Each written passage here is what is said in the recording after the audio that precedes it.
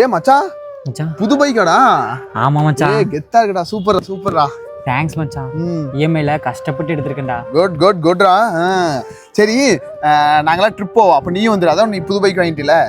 Okay மச்சான், அப்போ நான் அபியும் கூப்பிட்டு வந்துடுறேன். ஏய், அவன் செட் ஆக மாட்டான்டா.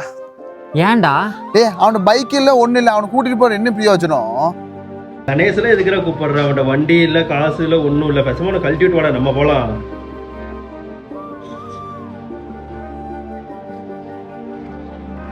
டேய் வாடா, போலாம்ல.